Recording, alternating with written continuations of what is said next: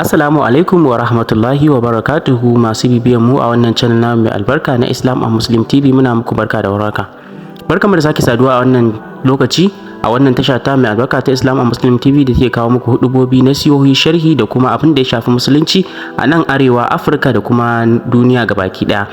A yau cikin shirin mu za mu yi bayani ne akan yanayin da ake ciki na halin rayuwa a Najeriya, musamman yanayin yadda dala ke ba da wahala, wanda Malam Sheikh Musa Asadu Sunna ya yi bayanin cewa shi ɗan Najeriya kamar yaudara ce maganar tashi da kuma hawan dala, domin babu bambanci a wurin talaka da hawanta da saukanta, inda idan ta hau tsada ke karuwa na abin kayan masarufi, idan kuma ta sauko shi talaka bai sani ba ta sauka ko bata sauka ba, inda a halin lokacin kamata a ce 'yan kasuwa tunda ta sauka su saukar da farashin, amma kuma haka nan za su gaba da sai da kayayyakin su ba tare da sun duba halin da ake ciki ba kuma sun sauka ma talaka.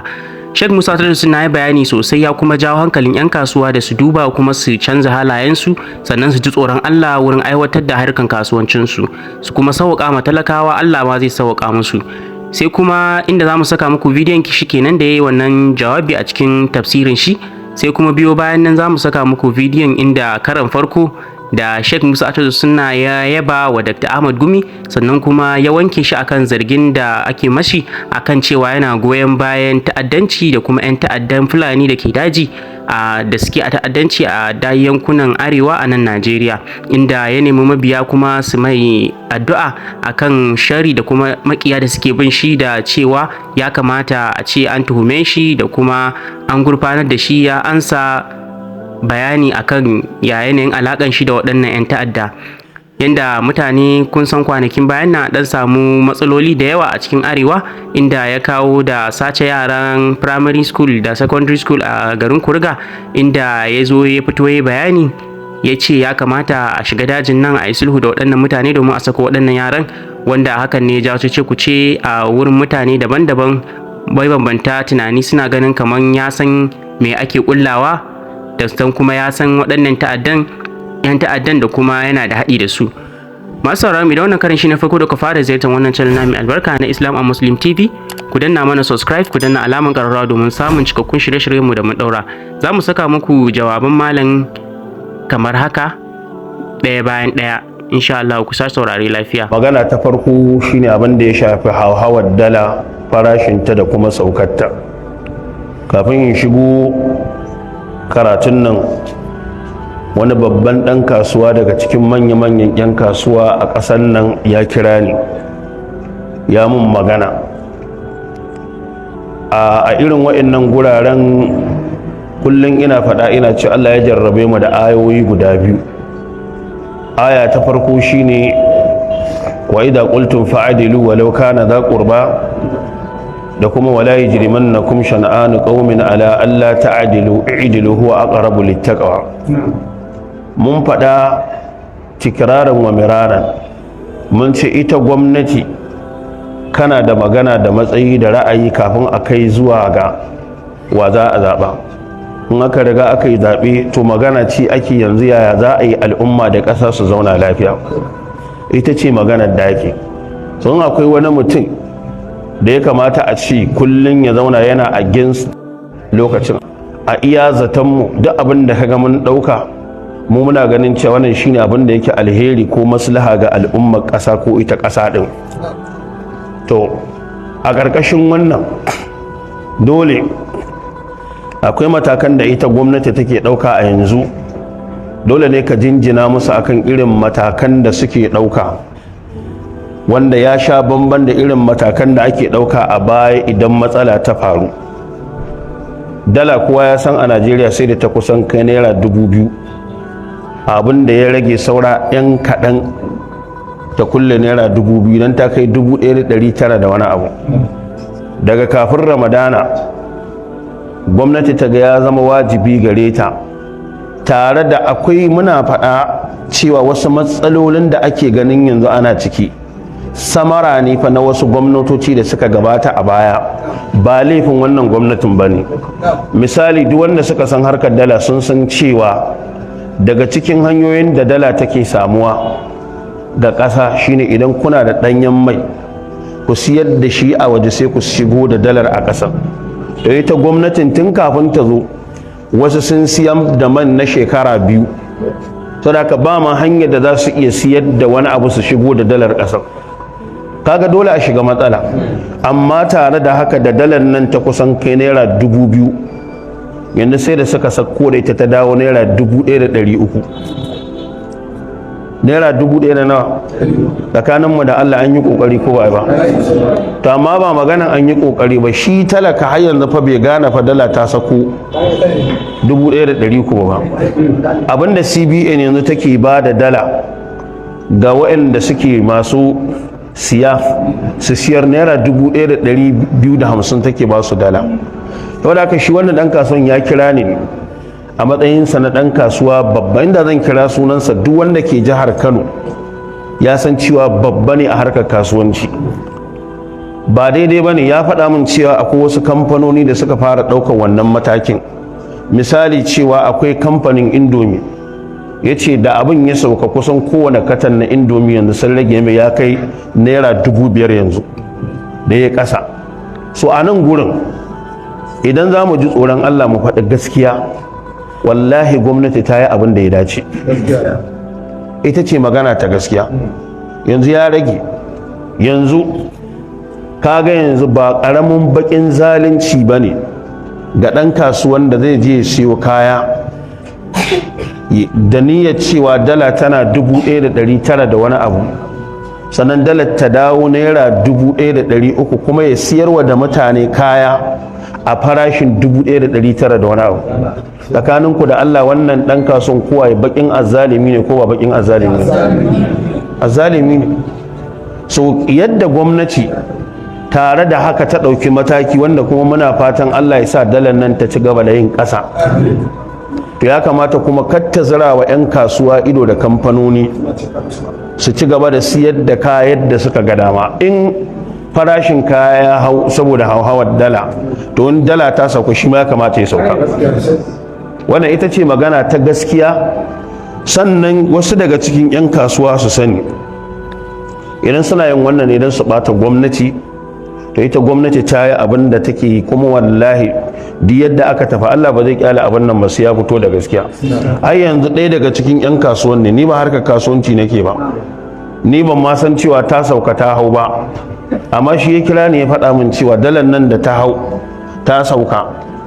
saboda haka a nan gurin kamfanunnukan da suke yin siga su ma ai daga ciki sun ce a wadda suke siyo sigan nan ko sanadarin da za a yi dala ta hau.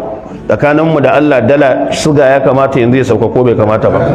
saboda haka dabuwa tunda suna yin siga ko da Dangote tunda suna yin siga ko, ya kamata su ji tsoron Allah yadda dala ta sauka to kayan su yayi me ya sauka.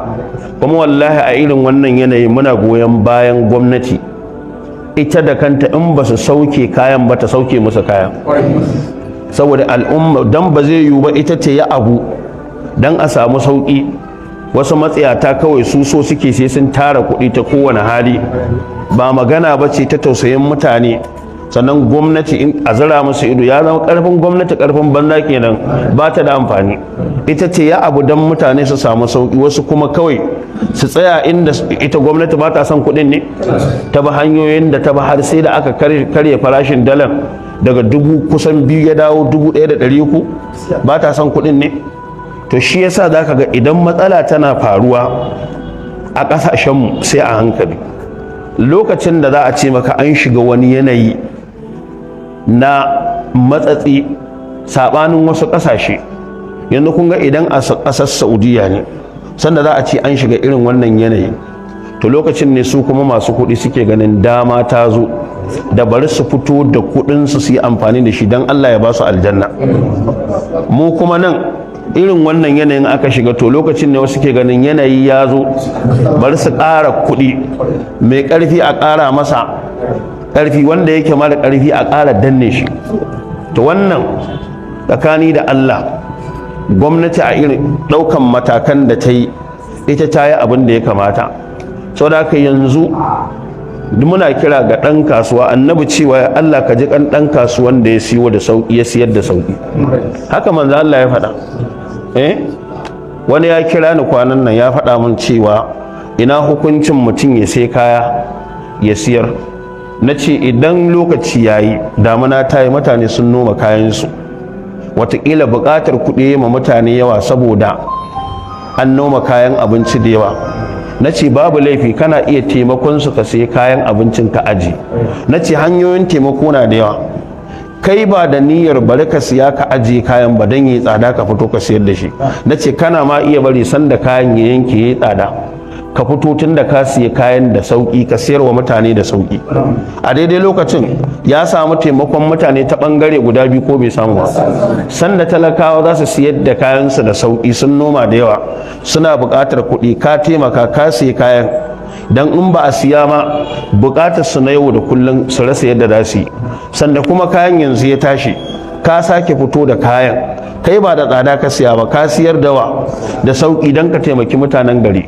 Ta yaya za a yi Allah ba zai taimake ka ba? Amma ka zo ka siya kaya da sauki, ka zo ka siya wa mutane da mugun tsada.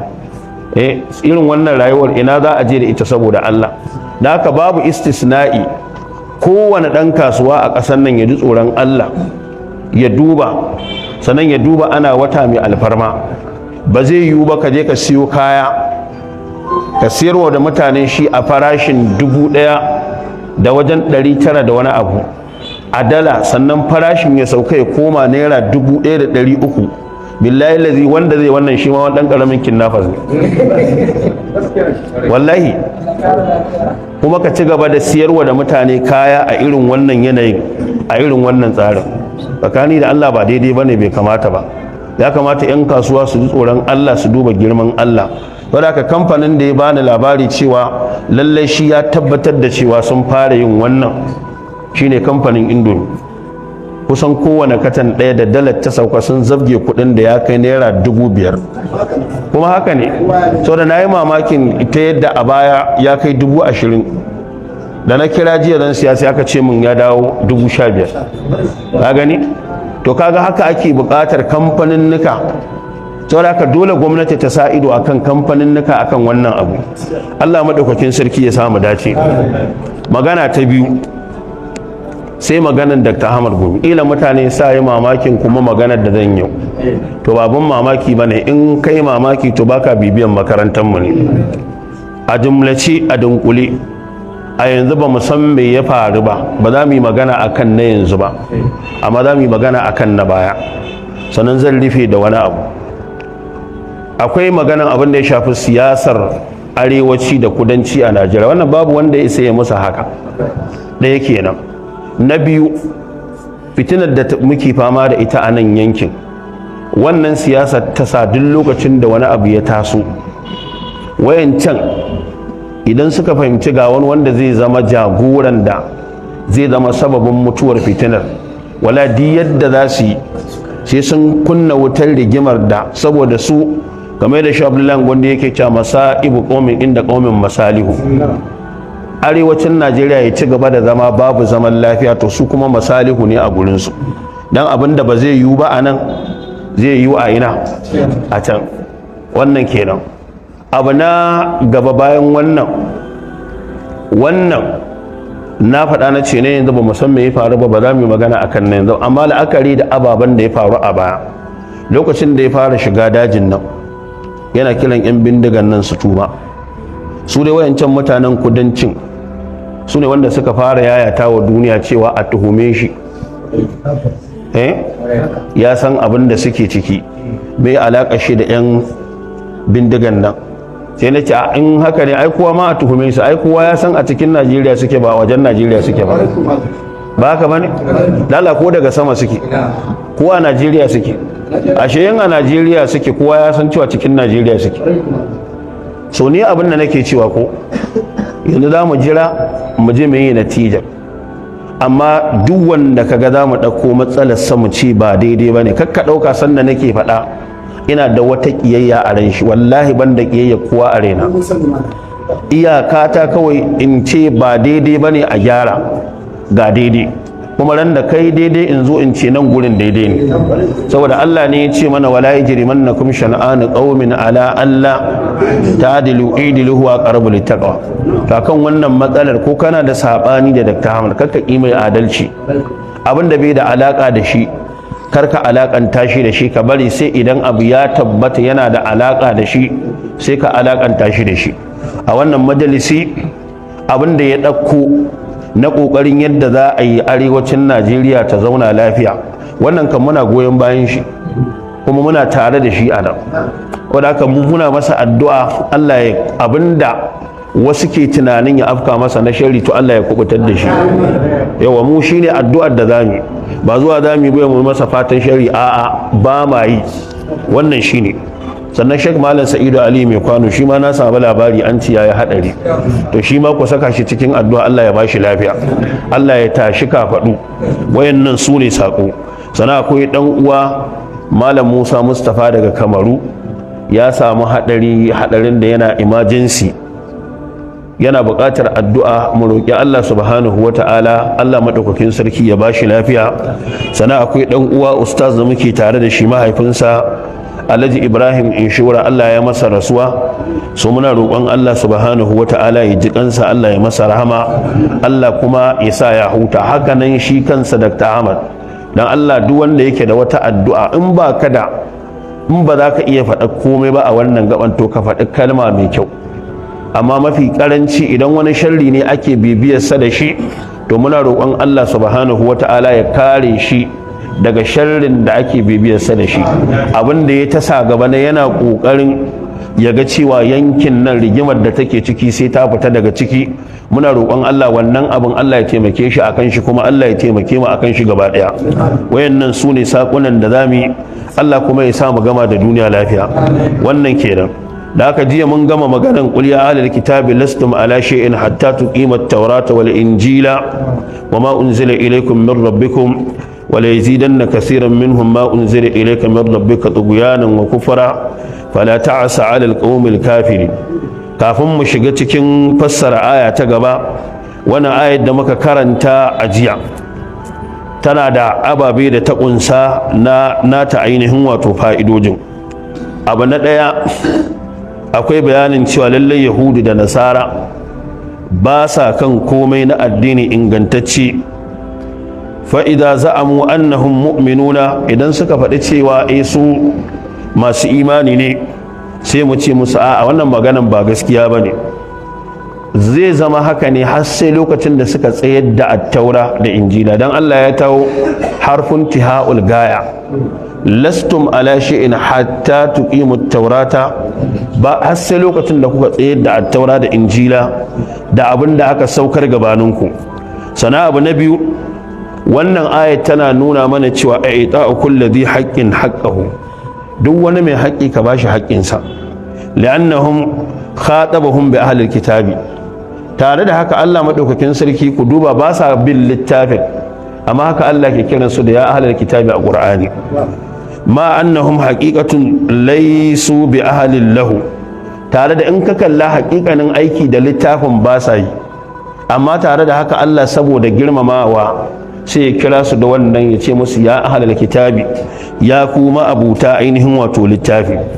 Kamar yadda ko ba ka bin musuluncin yadda ya kamata, ba dai ka furta kalmar shahada ba, hayan da sunan ka me, amma in aka ɗauki musuluncin a ma'auninsa na musulunci, aka ce ai annabi ya faɗa cewa almuslimu shine man salima almuslimuna min lisanihi wa me, to sai ka duba ka gani musulmi nawa ne yanzu musulmi yan uwansu ba su kubuta da harshensu da hannunsu ba, amma wannan bai hana kuma dan wani ya ji ya kashe wani ko ya cuci wani ko ya zalunci wani a ce mai ba musulmi ba. Wani ya zo ya samu wani malami ya ci algata malam, ku kullun sai dai ku ta roƙon Allah, ku ta addu'a, ku ce Allah ya yi rahama. Ya ce ban ji kuna roƙon Allah kuna ce Allah ya ƙara wa jahannama zafi ba. Ya ce to ya kamata fa a dinga yin addu'a, jahannaman nan a dinga roƙon Allah, Allah ya ƙara mata zafi. Aka ce saboda me? Ce ai shi sai yanzu ya fahimci dalilin da yasa Allah ya jahannama. Ashe wani ne ya mamaye dan fare ya cuce shi kuɗi. wadda ga tun da wani ya cuce shi kuɗi to shi yana ganin bisa ga wannan ma wallahi bai ma kamata a bar jahannama haka ba, ya kamata a kara mata zafi. Ka gani to da haka sai zamanto abinda aka faɗa kenan. Abu na uku shine annahu la tatimmu iqamati at-taura, tsayar da at-taura da injila ba zai cika ba sai da tsayar da ainihin wato alqur'ani. Wayannan su ne naka ya lizimci duk wanda zai kafa hujja da wannan ayin cikin wayancan ba yadda za a yi tsayar da taura da injila ya cika sai an tsayar da ainihin wato alqur'ani. wannan shine sharadin da Allah ya sa cewa hatta tuqimu at-taurata wal injila wama unzila ilaykum min rabbikum. da haka malamai suka ce duk mutumin da ya da'awa cewa yana tsayar da su da kansu suna iya zuwa gari fa su talauta yan uwansu fulanan, su kore musu shanu, su kashe na kashewa. tunda a nan garin muna da hoton bidiyon matar da na ganta tsohuwa ce, ga yara an ban mata ga matansu. laifin shine tana da 'ya'ya kuma fa su ma fulani ne fa. wayancan 'yan bindigan sun zo sun ce su zo su shiga cikinsu, sun ce ba za su shiga ba. daga ƙarshe suna da shanu suka kashe wayannan 'ya'yan nata matasa, suka bar mata ƙananan yara, suka kore shanun suka bar ta haka. ina maganan cewa wai ana yi ne saboda kishin an taɓa wasu, bayan ku kanku da kuke ɗauke da makamin akwai wasu daga cikinku ba su tsira daga sharrin ku ba bayan da kuka ɗauki makami, to waye kuma zai tsira daga sharrin ku? saboda haka wallahi muna muku wa'azi ku ji tsoron Allah subhanahu wata'ala, ku tuba ku dawo ku gyara. jan hankali da nake so in yi kuma wannan wato 'yan bindigar daji su saƙon ya shafa. kamar yadda aka sani kowane ɓangare idan magana ta zo kansa sai mu taɓa shi gwargwadon yadda muke ganin cewa akwai maslaha ɗin. har yanzu ba mu cire tsammani ba, saboda kamar yadda mutane suka sani abinda Allah subhanahu wata'ala ya ɗora ma kowane mai karantarwa, kai dai ka yi kira kawai. asbab na shiriyar ba a hannunka yake ba, a hannun Allah subhanahu wata'ala yake. wannan yasa Allah ya ce wa manzon Allah, innaka la tahdi man ahbabta walakin Allah yahdi man yasha'u, laysa alayka hudahum walakin Allah yahdi man yasha'u. baka iya shiryar da wanda kaga dama, Allah madaukakin sarki shi ke shiryar da wanda yake so. to a babin wa'azi dama kamar yadda aka sani ana yin sa ne uzuran aw nuzura, ko dai wanda aka yi ma wa'azi ya karba ya tsira a lahira, ko kuma kai da ka faɗa nauyin da Allah ya ɗora maka ka sauki. to da ka ta su nan yan bindigan wala wa'azin da muke musu uzuran aw nuzura ne, ko dai su dawo su gyara su tsira a lahira, ko kuma idan an je lahira wallahi mu mun sauke nauyin da ke kan mu, mun isar musu da saƙo daga nan kuma sun ji. ababen da suke faruwa musamman idan munasaba ta zo mukan yi magana cewa ƙabilar su duba abin da suka janyo wa 'yan uwansu a wasu gurare. mun ce idan inda kuka zauna ku wasu 'yan tsirarru kuna ɗauke da makaman da ku ba a iya zuwa kanku, to ku tuna abin da kuka janyo wa ragowar 'yan uwanku a cikin ƙasa a yanzu. ƙabilar da take da population mai yawa, take da tarihi mai kyau, al'ummar da aka santa a baya saboda tsabaragen zunzurutun kunyar da ko a gaban mutane kaiwa bafulatani ta yin abinci bai iya ci saboda kunya. yau aka waye gari waɗannan su suke iya zuwa su kashe mutum wanda bai cancanta su kashe ba.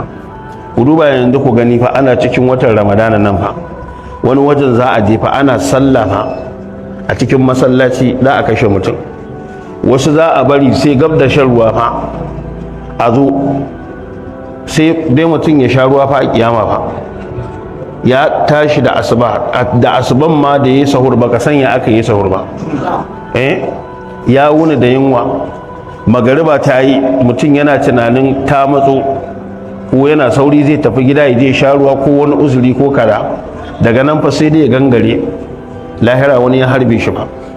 don Allah irin wannan haƙƙin yaya za a yi da shi? Ka ba yadda za a yi, wannan ba zai taɓa zama uzuri ba na cewa a'a bari ku je ku kashe wanda bai kamata a ce kun kashe ba. Yanzu ku duba ku gani yaran nan namu na Kaduna 'yan ƙanana da aka ja ka ɗauke su, har yanzu ba zai yiwu ba daga lokacin da gwamnati ta ɗibo yaran nan a ce a miƙa wa iyayen yaran nan. Suna buƙatar wani orientation sabo saboda sun ci karo da bala'i a rayuwarsu a yanzu wanda ba su taɓa ganin shi ba.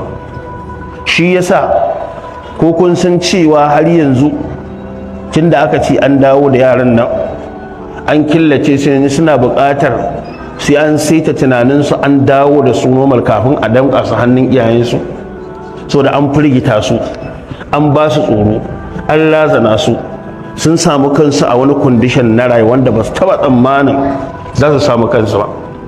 Ku zo ku ce sai an ba ku kuɗi ku kama mutane, ku duba ku gani yara ne fa waɗannan 'yan ƙanana, amma aka zo aka kama su aka ce sai an kawo kuɗi sannan za a sake su. Dan Allah haƙƙin irin waɗannan wanda la zamba lahum, yaya za a yi da haƙƙinsu idan aka je lahira gobe alƙiyama? Yaya za a yi? Ku duba ku gani abin, in ku inda kuke kun riƙe makami ba wanda zai iya kaiwa kanku, to ku duba ku ga abin da kuka jama al'umma ku a gurare da yawa. Yau ya kai a Najeriya kabilar da wacce ita ce mafi kaskanci a Najeriya ba ta da tarihi mai kyau, wata ko ka samu 100% ma ba ta da alaka da addini, ko ka samu mafi yawancinsu ba su da alaka da addini, amma yau an waye gari abinda wayannan suke yi ya ja kowa ana iya tabawa a cikinku. Sai ka ga mota za a tare a hanya fa akwai kowane irin jinsi na kabila a Najeriya, amma ba wanda za a ce mai ya fito a cikinta sai wanda ake ganin kaman yayi kama daga kabilar da kuka fito, saboda irin aikin da ku kuke yi wanda kuka taimaka wajen jefa al'umma ku cikin wannan bala'i. Sana abun bakin ciki wanda suke cewa a cikinsu suna yi ne don kishin an taɓa yan uwansu, akwai wanda ƙarya fa suke yi fa, su da kansu suna iya zuwa gari fa su talauta yan uwansu fulanan, su kore musu shanu, su kashe na kashewa. Tunda a nan garin muna da hoton bidiyon matar da na ganta, tsohuwa ce, ga yara an ban mata, ga matansu. Laifin shine tana da 'ya'ya kuma fa su ma fulani ne fa. Wayancan 'yan bindigan sun zo sun ce su zo su shiga cikinsu, sun ce ba za su shiga ba. Daga ƙarshe suna da shanu suka kashe wayannan 'ya'yan nata matasa, suka bar mata ƙananan yara, suka kore shanun suka bar ta haka. Ina maganan cewa wai ana yi ne saboda kishin an taɓa wasu, bayan ku kanku da kuke ɗauke da makamin akwai wasu daga cikinku ba su tsira daga sharrin kuma bayan da kuka ɗauki makami, to waye kuma zai tsira daga sharrin ku? Saboda haka wallahi muna muku wa'azi, ku ji tsoron Allah subhanahu wata'ala, ku tuba ku dawo ku gyara. Yanzu nan gurin wannan bidiyo ne, a nan garin abin nan ya faru, a ce bayan Allah ma'aikata leburori fa wanda suka zo aikin kamfani ba fa su bane yan kwangilar. ku zo kai ku ga duk wanda kaga ya je lebura yana aikin kwalta, kai ka san kawai na abinci ya taho nema, ba maganin waya ya tara kuɗi bane ko ya tara wani abu. Wanda suka tara kayan ba za ku taba ganin su a gurin nan ba abadan. Me zai kawo su to to yanzu bari ku gani haka kawai suka zo suka dafa mutanen nan, suka ce sai an kawo musu kuɗi sannan za su sake su, kuma na rantse da Allah wa'annan wani aikin kamfani ne ya kawo mu nan sai ga matsala Allah ya kawo mu kuma muna neman kamfani da ta kawo mu nan muke aiki da taimaka ba ni barin ƙara muryar daga nan. Ma'aikatan kamfani sun tafi neman na abinci, kun zo kun tattara su kun tafi da su, kun ce wai dole sai an kawo kuɗi sannan za ku sake su. To ina ruwan kamfani in ya ga dama, tun da dama aiki ya ɗauke su, in daga nan ya ce ya sallama su ya yi gaba ku kashe su, gobe zai sa kwaso wasu, ya za a yi waye yake da hasara? su da aka dauka da yan uwansu ba su suke da hasara ba, ko dama kamfani da ta dauke su aiki a matsayin su na laborori daga ciki dama akwai condition din cewa duk matsalar da suka shiga sai ta fito da su, ko alakarta da su dama ko su yi aiki ta biya su su ƙara wuta su gaba, shikenan alakarta da su kenan. Bari mu gani abin da za a bayar na fansa a bayar a karɓi musamman koma gurin iyalanmu.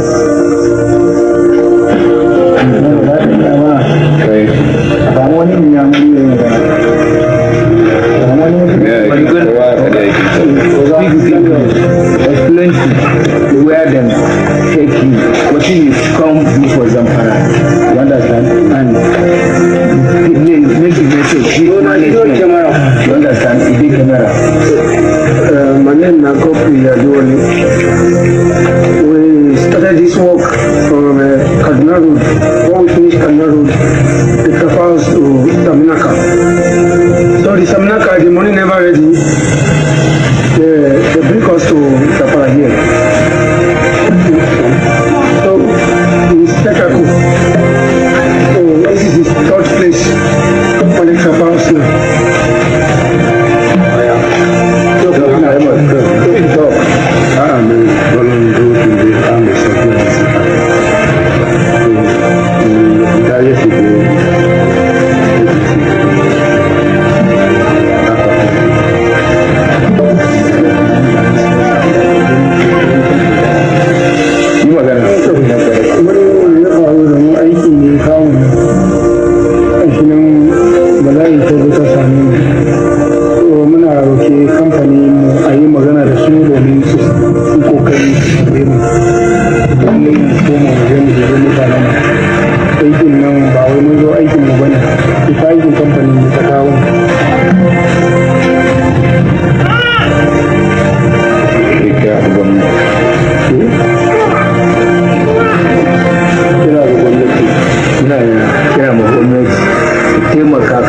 To kun gani wayannan fa laborori ne ba, aikin kamfani suke yi ba a matsayin kana ganin su ba sai an faɗa maka ba, su kansu cikin wahala suke dan neman na abinci suke. To ka zo ka tattara su ka je ka aje su ka ce sai an baka kuɗi, to waye zai ba su kuɗin? In dan ta kamfanin da aka ɗauke su aiki ne ba sai dai su kashe su ba, kamfanin na da hasara ne. Gobe sai dai ya koma laiburori ne dama ya sake ɗibo wasu a ce su zo su ɗora a ci gaba da aiki, shikenan fa. wadda haka muna kira ga duk wani wanda ya ɗauki makami irin wannan, wallahi ya tuba, ku ji tsoron Allah, ku bari, ku daina azabtar da mutane, ku daina kama mutane ku ci sai an ba ku kuɗi. Saboda haka ba yadda za a yi gwamnati, wannan abin wallahi da kuke gani na rantsi da Allah komai daren daɗewa sai ya zo ƙarshe. Amma yau shi ne wallahi ba mu sani ba, na rantsi da Allah duk farkon da take da farko to tana da ƙarshe. Allah ne kaɗai farkonsa ba ta da farko, shi ne kaɗai wanda ƙarshensa ba ta da ƙarshe. Amma wallahi duk gwamnatin da ta san abin da take, abin da ya sa muke kiran ku dawo ku tuba. Duk gwamnatin da ta san abin da take yi ba za ta yi ta zira mu irin wannan abin ido ba, a samu wasu kyau a cikin ƙasa su kama mutane su kashe na kashewa, su yadda suka ga dama. Wallahi ku da kanku ya kamata ku gane cewa wannan abin a sunnan da Allah ke tsara abu dole ya zama yana da lokacin da zai ƙare. To abin da ba ma so shine ba ma so wani mutum ya haɗu da Allah yana kan ɓanna, dawo gyara ɓannarka, ka gyara alaƙarka da Allah ka koma zuwa gare shi. Shine dalilin da ya sa muke kira. Amma wannan abin wallahi ba daidai ba ne. Ku duba ku gani, na faɗa muku na ce a nan gurin matsalar tsaron nan da Allah ba ta ci kujerun wasu ba. Idan aka ce maka ɗan siyasa an zaɓe shi, ba wanda za a zaɓe shi a karan farko ba da niyyar yana so ya hudu ya sake hudu ba. In abin nan da gangan suke yi bai fi karfinsu, wallahi ba za su zira ido abu wanda zai zo ya ci kujerarsa ba suna kallo su bai shi, ba zai yi ba. Sannan ku duba ku gani, wani lokaci tare da ana samun ganganci daga mutane, amma duk lokacin da aka ce wani abu ya faru da farko tunanin kowa kawai shine bari ina gwamnati ta zo ta ɗauki mataki.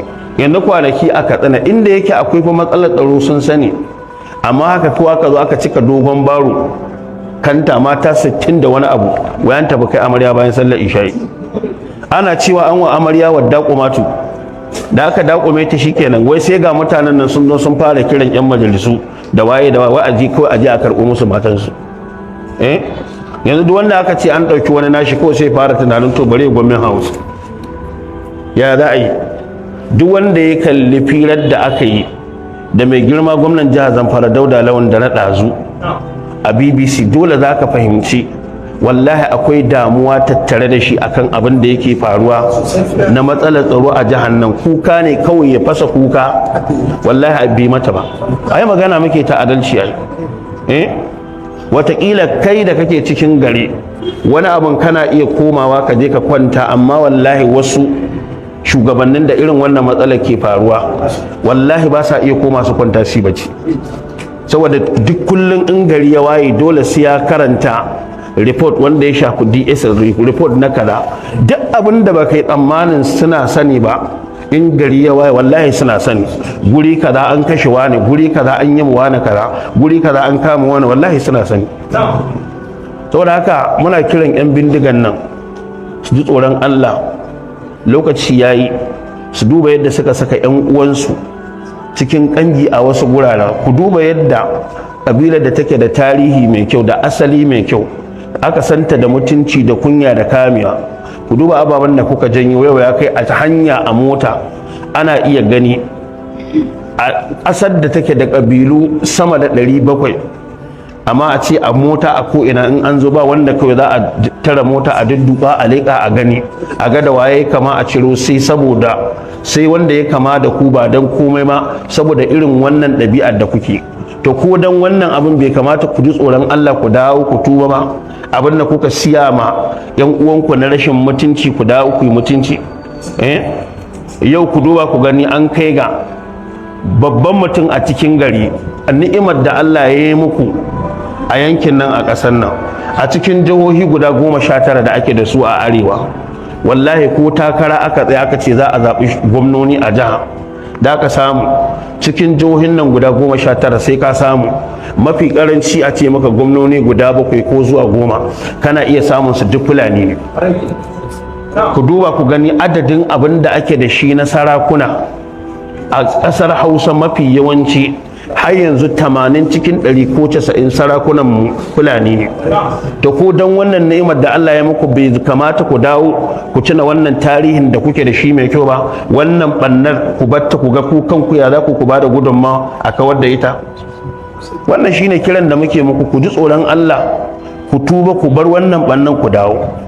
Sannan mu ci gaba da yin addu'a akan irin wannan matsalar. Kamar yadda na faɗa na ce wanda ya ga bayanan mai girma gwamna za ka fahimci akwai damuwa. Local government wajen guda 14 abinda ake da shi na jami'an tsaro ba wai karuwa ma aka yi ba, kwashewa aka yi. Yanzu bi yake yi yana roƙo ya za a yi ya za a yi ya za a yi ya za a yi, kai kuma kana nan baka san me ke farawa da kaji an ci matsala kaza sai ka ce wayo Allah yana gwamna yake. Ka gani? Allah ya sa mu dace, Allah ya sa mu gama da duniya lafiya, Allah ya wa shugabannin mu tawfiki, Allah ya musu ruku, Allah ya nuna mana ƙarshen matsalar nan, ku kuma Allah ya ba ku ikon ku dawo ku tuba ku gyara. Wanda ba zai tuba a cikin kuma muna roƙon Allah ta'ala, Allah shi ya san yadda zai da shi. Kuma ba sai na kira muku suna ba, a ɗaiɗaikun ku kun san waɗanda ba su bari ba a kai mutuwa ta same ku, kuma akwai waɗanda kun san ƙarfin da suke da shi ya fi ƙarfin da kuke da shi, amma ba su tsere ma Allah ba da lokaci. Yadda wasu a ɗaiɗaikunku kun sani duk abin da ake na isti'idadin makami sun yi, amma daga ƙarshe abin da kuke akan wasu na kisa su ma mutuwa ba su tsere mata ba sai da ta zo ta cin musu. To kuma abin yana iya zuwa kanku. Wannan shine kiran da muke muku. Allah ta'ala ya sa mu dace. Mu je a ramma.